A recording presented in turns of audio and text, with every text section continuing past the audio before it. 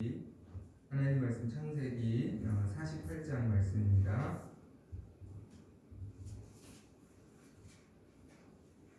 창세기 48장 1절에서 우리 14절까지 말씀 보겠습니다. 창세기 48장 1절에서 14절입니다. 한 절씩 기록합니다. 이 일 후에 어떤 사람이 요셉에게 말하기를 내 아버지가 병들었다 하므로 그가 곧 두 아들 므낫세와 에브라임과 함께 이르니 어떤 사람이 야곱에게 말하되 내 아들 요셉이 내게 왔다 하니 이스라엘이 힘을 내어 침상에 앉아 요셉에게 이르되 이전에 가나안 땅 루스에서 전능하신 하나님이 내게 나타나사 복을 주시며 내게 이르시되 내가 너로 생육하고 번성하게 하여 내게서 많은 백성이 나게 하고 내가 이 땅을 내 후손에게 주어 영원한 소유가 되게 하리라 하셨느니라. 내가 애굽으로 와서 내게 이르기 전에 애굽에서 내가 낳은 두 아들 에브라임과 므낫세는 내 것이라 루벤과 시므온처럼 내 것이 될 것이요 이들 후에 내 수생은 내 것이 될 것이며 그들의 유산은 그들의 형의 이름으로 함께 받으리라. 내게 대하여는 내가 이전에 밧단에서 올 때에 라헬이 나를 따르는 도중 가나안 땅에서 죽었는데 그곳은 에브라까지 길이 아직도 먼 곳이라. 내가 거기서 그를 에브라길에 장사하였느니라. 에브라는 곧 베들레헴이라. 이스라엘이 요셉의 아들들을 보고 이르되 이들은 누구냐. 요셉이 그의 아버지에게 이르되 이는 하나님이 여기서 내게 주신 아들들이니이다. 아버지가 이르되 그들을 데리고 내 앞으로 나오라. 내가 그들에게 축복하리라. 이스라엘의 눈이 나이로 말미암아 어두워서 보지 못하더라. 요셉이 그 두 아들을 이끌어 아버지 앞으로 나아가니 이스라엘이 그들에게 입맞추고 그들을 안고 요셉에게 이르되 내가 네 얼굴을 보리라고는 생각하지 못하였더니 하나님이 내게 내 자손까지도 보게 하셨도다. 요셉이 아버지의 무릎 사이에서 두 아들을 물러나게 하고 땅에 엎드려 절하고 오른손으로는 에브라임을 이스라엘의 왼손을 향하게 하고 왼손으로는 므낫세를 향하여 이스라엘의 오른손을 향하게 하여 이끌어 그에게 가까이 나아가매 이스라엘이 오른손을 펴서 차남 에브라임의 머리에 얹고 왼손을 펴서 므낫세의 머리에 얹으니 므낫세는 장자라도 팔을 엇바꾸어 얹었더라. 야곱이 그의 나이가 130세가 되었을 때 가족들과 함께 애굽으로 왔습니다. 그리고 하나님의 은혜로 그 땅에서 요셉을 통하여서 잘 정착하였고 고센이라는 땅을 얻어서 거기서 번성하여서 안정적으로 살아가고 있었습니다. 그리고 17년의 시간이 지났습니다. 야곱의 나이가 147세가 되었을 때 야곱은 병이 들었습니다. 야곱은 이 병이 이제 하나님께로 가는 하나님께 돌아가는 그러한 시도임을 알고 가장 신뢰하고 사랑하는 아들 요셉을 불러서 모든 아들보다 가장 먼저 요셉을 먼저 따로 불러서 요셉에게 당부하고 싶은 이야기를 합니다. 그 이야기가 무엇이냐면 5절의 말씀 볼까요? 5절 함께 읽어봅니다. 다 같이 시작. 내가 애굽으로 와서 내게 이르기 전에 애굽에서 내가 낳은 두 아들 에브라임과 므낫세는 내 것이라 루벤과 시므온처럼 내 것이 될 것이요. 네. 요셉이 애굽에서 낳은 두 아들 므낫세와 에브라임을 야곱의 호족의 원리라는 당부를 합니다. 야곱이 낳은 아들들처럼 시므온과 르우벤과 시므온처럼 그러니까 요셉이 낳은 11 아들처럼 동일하게 너가 낳은 두 아들을 내 호족에 올려서 내 아들이 되게 해라. 내 손자가 아니라 그들이 내 아들이 되게 해라 라고 요셉에게 당부합니다. 그리고 그 다음에 태어난 아들들은 너의 아들이 되게 해라 라고 이렇게 이야기를 합니다. 아니 어찌 보면 유언을 이렇게 합니다. 왜 죽음을 앞두고 있는 야곱은 요셉의 첫째와 둘째 아들을 자신의 호족에 올리라고 그것을 특별히 유언으로 남겼을까? 우리는 이 말씀을 좀 깊이 한번 생각을 해봐야 하는데요. 3절과 4절입니다. 이 말을 하기 전에 야곱이 요셉에게 어떠한 말을 하였는가. 3절 4절 읽겠습니다. 다 같이 시작. 요셉에게 이르되 이전에 가나안 땅 루스에서 전능하신 하나님이 내게 나타나사 복을 주시며 내게 이르시되 내가 너로 생육하고 번성하게 하여 내게서 많은 백성이 나게 하고 내가 이 땅을 내 후손에게 주어 영원한 소유가 되게 하리라 하셨느니라. 아멘. 사실 애굽에서 야곱이 요셉에게 물려줄 유산은 없습니다. 오히려 애굽의 실제적인 주인은 아들 요셉이기 때문에 그렇죠. 그렇다면 야곱이 요셉에게 물려줄 수 있는 유산은 어디에 있습니까? 바로 약속의 땅 가나안 땅에 있습니다. 왜냐하면 하나님께서 야곱에게 반드시 이 땅을 너와 내 자손에게 기업으로 줄 것이다 라고 약속을 하셨어요. 그러니까 야곱은 반드시 내가 지금은 또 우리 자손들이 잠깐 애굽에 있지만 반드시 하나님께서 말씀하신 대로 우리를 그 땅으로 돌아가게 하시고 또 그 땅으로 돌아가게 하셨을 때에 그 땅을 우리에게 기업으로 주실 것이다 라는 분명한 믿음이 있었기 때문에 그때 돌아갔을 때 그 땅을 결국은 내 아들들이 분배받게 될 텐데 내 아들들이 얻게 될 텐데 사실은 요셉이 비록 11번째 아들이었지만 어떻게 보면 요셉이 서열로 보면 장자가 아니었지만 10번째 아들이죠. 장자가 아니었지만 실제적인 영적인 장자가 요셉이라는 것을 야곱은 알고 있었다라는 것이죠. 그래서 하나님의 약속이 요셉을 통해서 자신을 통해서 이룬 것처럼 아버지 이삭을 통해서 또 할아버지 아브라함을 통해서 하나님의 약속이 이루어졌던 것처럼 요셉을 통해서 하나님의 약속이 이루어졌다라는 것을 야곱은 알고 있었다라는 것이죠. 그래서 실제적으로 그 이스라엘의 장자는 다른 형제보다 2배의 유산을 갖습니다. 그래서 실제적인 장자의 유산을 요셉에게 남겨주고 싶었던 것이죠. 그래서 요셉의 2 아들을 자기의 아들로 호족에 올리면 그 땅을 분배받을 때 자연스럽게 그 2 아들이 한 분기씩을 얻게 되니까 결국 요셉이 2배의 분깃을 장자의 몫을 가져갈 수 있게 되는 것이죠. 그러니까 야곱은 요셉을 실제적인 장자로 인정했고 그 장자가 받을 몫을 이후에 받을 수 있도록 요셉의 2 아들을 자기의 호족에 올리도록 그렇게 유언을 한 것입니다.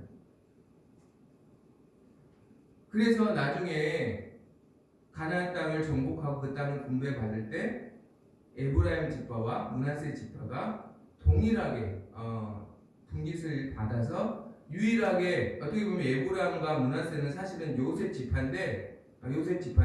지파라고 부르지 않고 에브라임, 므낫세 이렇게 따로 한 지파씩을 이루어서 2배의 분깃을 사실 요셉이 받게 되는 그러한 은혜를 경험하게 되는 것이죠.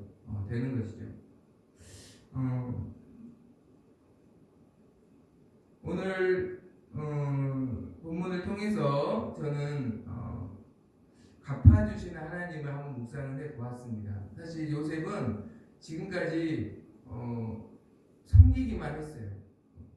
형제들에게 해를 받았고 또 고통을 받았지만 악을 악으로 갚지 않고 손으로 갚아주었고 또 애굽에 왔을 때도 그가 모든 형제들을 부양하고 또 아버지를 부양하고 모든 것들을 나누는 그러한 삶을 살았습니다. 그런데 하나님은 그것을 결국은 이렇게 선한 방법으로 갚아주시는 것을 우리는 보게 됩니다.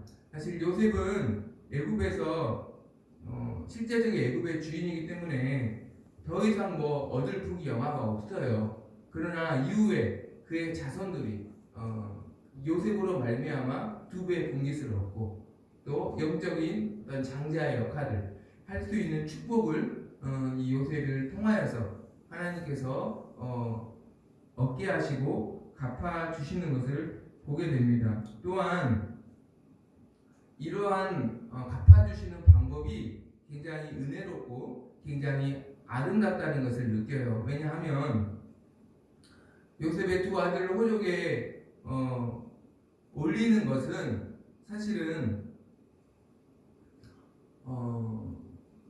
그렇게 함으로써 두 배의 분깃을 결국 요셉의 가문에게 돌아가게 함으로써 실제적인 장자라는 것을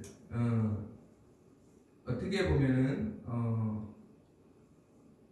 인정해 주는 것이지만 그렇게 되는 것이지만 사실 진짜 장자는 르우벤이잖아요. 르우벤의 입장에서 만약에 다른 방법으로 요셉을 장자로 그렇게 자신을 제쳐두고 그렇게 아버지가 인정해 버렸다면 야곱이 죽고 난 뒤에 형제들 가운데 굉장히 분란이 아마 있었을 것이다 라는 생각이 들어요. 그러나 두 아들을 호족에 올림으로써 전혀 어떤 눈에 보이는 어떤 질서에 혼란을 주지 않으면서 이후에 두 배의 몫을 요셉의 가문이 얻게 하심으로 형제들 가운데에서도 분쟁이 없이 또 다툼이 없이 가장 은혜로운 방법으로 요셉의 선을 행하는 것을 갚아주시고 그의 장자됨을 또 인정해 주시는 아름다운 방법으로 갚아주셨다는 것을 우리 말씀을 통해서 깨닫게 됩니다.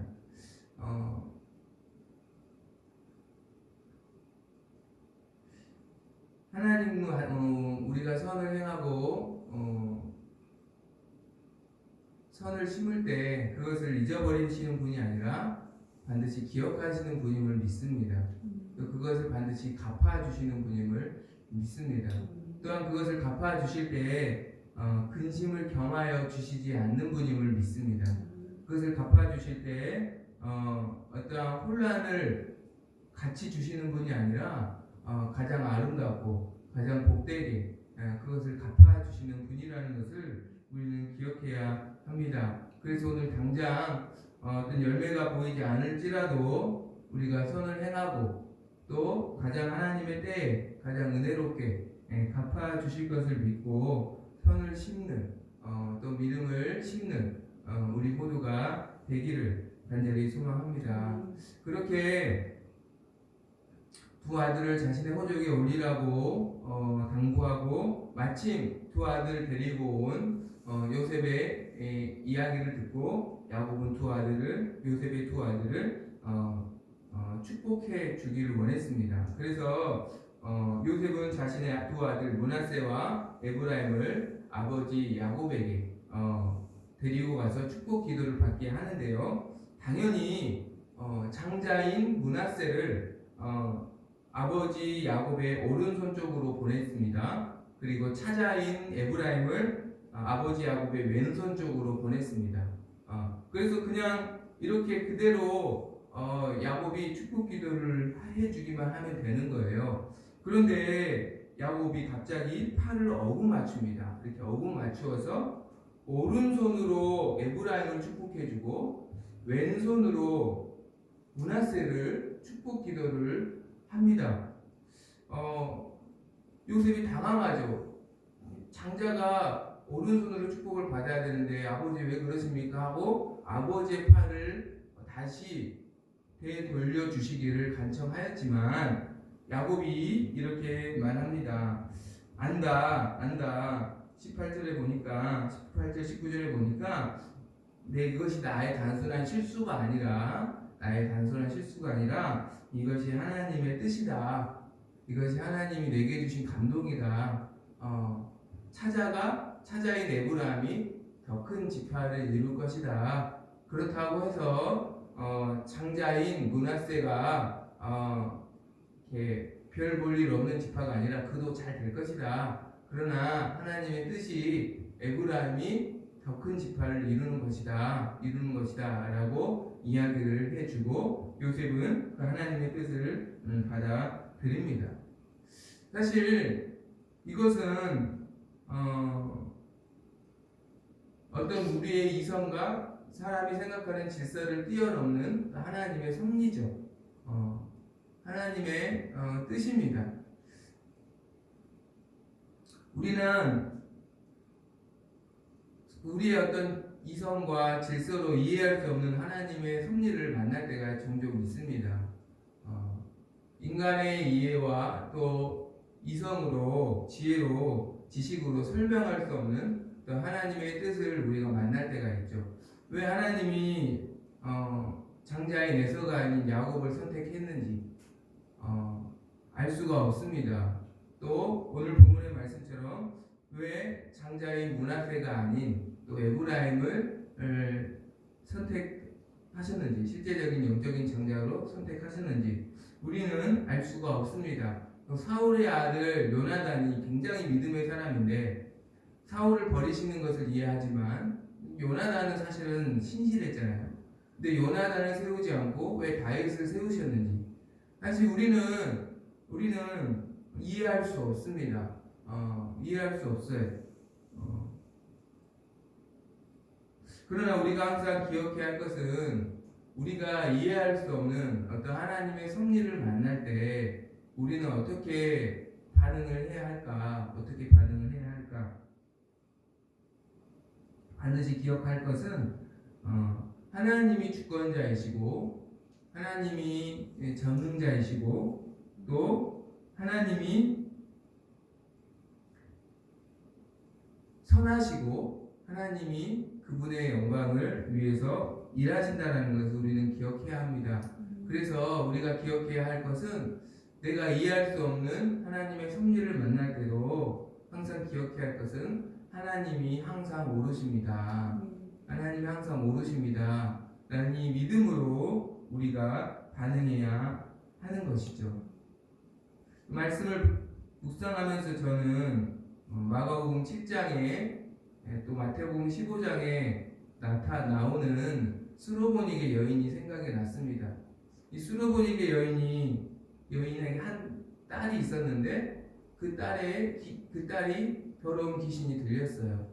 마침 예수님이 근처에 오셨다는 소식을 어떻게 듣고 그 딸을 고치기 위해서 예수님을 찾아가서 딸을 고쳐주기를 간청했는데 예수님이 이렇게 말씀하시는 거예요.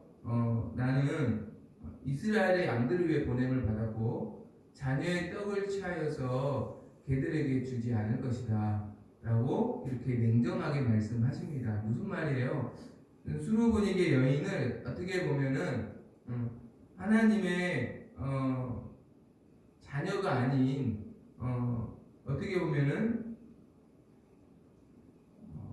이걸 그대로 받아들인다면 물론 다른 신학적인 깊은 뜻이 있지만 예수님께서 이렇게 말씀하신 이유는 복음이 먼저 이스라엘에 가고 그 복음이 이제 이방으로 가게 될 것이다. 지금은 이스라엘의 복음이 갈 때다라는 것을 신학적인 의미로는 이해하지만 그 말씀을 그대로 받아들였을 때는 마치 이 여인을 개로 여기시는 그러한 말씀으로 얼마든지 받아들일 수 있는 그러한 내용이죠. 그런데 놀라운 것은요, 이 여인의 반응입니다. 어떻게 말씀하셨냐, 어떻게 이 여인이 반응했냐면 옳습니다. 주님이 옳습니다. 주님의 말씀이 옳습니다. 뭐냐면 저는 그런 말을 들을 수밖에 없고 또 그런 말을 들어도 합당한 자입니다. 주님을 인정하는 것이죠. 사실 그 여인은 우상을 섬겼고 지금까지 하나님과 상관없는 삶을 그분이 가증히 여기는 삶을 살았기 때문에 주님의 말이 틀림없이 맞습니다. 틀림없이 맞습니다. 이렇게 주님 앞에 나설 자격이 없는 자가 저는 맞습니다. 구할 수 있는 자격이 저는 없는 자가 맞습니다라고 인정하죠. 그리고 그 주님의 말씀 안에서 은혜를 구합니다. 그러나 개들도 주인의 상에서 떨어지는 것을 먹습니다. 그러나 개라 할지라도 주님의 상에서 떨어지는 그 찌꺼기, 그 부스러기를 개들도 먹습니다. 그 부스러기 은혜만이라도 주님 주시옵소서라고 믿음으로 구하죠. 주님이 어떻게 반응하십니까? 내 믿음이 크다. 내 믿음이 크다라고 그 여인의 딸을 고쳐 주시는 것을 우리는 보게 됩니다. 만약에 이 여인이 당신이 뭔데 나를 개라고 이렇게 취급하냐라고 이렇게 반응했다면 믿음의 기적이 나타나지 않았을 것입니다. 하나님의 섭리를 우리가 다 이해할 수 없어서 그분의 섭리가 우리 생각과 다르게 느껴진다 할지라도 우리가 먼저 기억해야 할 것은 주님이 항상 옳습니다. 주님이 항상 옳습니다. 그리고 그 주님의 말씀 안에서 은혜를 구하는 것이죠. 그러니까 그 섭리를 내가 바꾸려고 하고 그 주님의 뜻을 내가 거스르려고 하고 그 주님의 뜻과 아닌 나의 생각을 계속 고집하는 것이 아니라 그 뜻 안에서 하나님의 은혜를 구하는 자가 되어야 하는 것이죠. 그리고 나의 자리에서 내게 주신 그 은혜 가운데 주님께 우리가 충성하면 되는 것이죠. 충성하면 되는 것이죠. 사실 에브라임과 므낫세 입장에서는 아버지 요셉의 믿음으로 사실은 자신들이 받을 수 없는 분깃을 원래는 아버지의 이름으로 아버지가 받아야 할 분깃을 아버지의 신앙으로 자신들이 얻게 됐잖아요. 그러면 무조건 감사해야죠. 그렇잖아요. 그 반열에 설 수도 없는 자들인데 아버지의 믿음으로 자신들이 아버지의 몫을 얻게 되는 거잖아요. 그것도 형제끼리 두 배의 몫을 얻게 된 거잖아요. 그러면 무조건 감사하고 무조건 그 자리에서 하나님께 충성하고 다른 지파보다 더 큰 지파를 자신들이 이루었기 때문에 자신들이 주신 권능과 그 기업들을 하나님의 영광을 위해서 또 하나님의 백성을 위해서 사용해야 되겠죠. 사용해야 되는 것이죠. 그러나 우리는 이스라엘의 역사를 보면 이 두 지파의 두 분깃을 받은 에브라임과 므낫세 지파가 하나님께 감사하고 하나님의 영광을 위해서 자신들이 주신 권능을 사용하지 않고 서로 비교하고 서로 시기하고 그래서 합당하게 하나님의 뜻을 이루어가지 못하는 모습을 안타깝게도 나중에 우리는 보게 됩니다. 마가복음 10장 31절에 이런 말씀이 있어요. 그러나 먼저 된 자로서 나중되고 나중된 자로서 먼저 될 자가 많으니라. 하나님의 섭리로 야곱의 아들의 반열에 오른 에브라임과 므낫세가 하나님의 뜻대로 자신들의 주시는 축복들을 사용하지 못하고 영광을 돌리지 못했을 때에 그 먼저됨도 나중됨으로 결국은 변할 수 있다라는 것이죠. 사실은 이스라엘의 역사가 그런 것 같아요. 하나님은 아브라함을 택하셨고 아브라함의 자손인 이스라엘을 택하셔서 하나님의 뜻을 이루는 나라로 백성으로 그들을 삼아 주셨지만 그들은 하나님이 주신 그 축복을 어떻게 사용했습니까? 하나님의 영광을 위해서 사용하는 게 아니라 자랑만 했죠. 우리는 선택받은 민족이야. 너희들은 다 지옥에 들어갈 그러한 지옥불의 장자들이야 라고 그냥 다른 이방인들과 자기와 비교만 했고 자기들이 가진 권리를 자랑만 했잖아요. 자기만을 위해서 그 권리를 사용했잖아요. 자기를 높이고 자신들을 드러내는 데 사용했잖아요. 결국 어떻게 됩니까? 먼저 되었던 이스라엘이 나중이 되는 것을 보게 됩니다. 그들이 하찮게 여겼던 이방인들을 하나님은 오히려 더 부흥케 하시고 그들 이방인에게 복음을 통하여서 그들을 하나님의 자녀로 불러주시고 세계 선교의 역할을 이방인들을 통하여서 이루어 가시는 것을 보게 되죠. 먼저 된 자가 나중되고 나중된 자가 또 먼저 되는 것을 우리는 보게 됩니다. 그러니까 우리가 지금 얼마나 가졌느냐 이게 중요한 게 아니라 그것을 어떻게 지금 사용하고 있는가. 작은 걸 가졌을지라도 그것을 하나님의 영광을 위해서 바르게 사용하고 있다면 하나님께서는 그를 귀하게 여기시고 또 하나님의 때에 그를 귀하게 쓰신다라는 것을 우리는 기억해야 합니다. 그러나 많이 가졌을지라도 하나님 주신 축복을 많이 받았을지라도 그것을 바르게 사용하지 못한다면 그의 먼저됨이 이후에 나중될 수 있다. 이 오묘하고 이 신비한 이 하나님의 섭리를 우리가 기억해야 합니다. 오직 내게 나의 모든 상황 속에서 하나님의 행하시는 일에 우리가 그분을 인정하고 또 그분이 항상 실수하지 않으심을 우리가 신뢰하고 또 내게 주신 자리에서 그분의 영광을 위해서 사용할 수 있는 또 충성할 수 있는 우리의 삶이 되기를 간절히 소망합니다. 시간 찬양하겠습니다.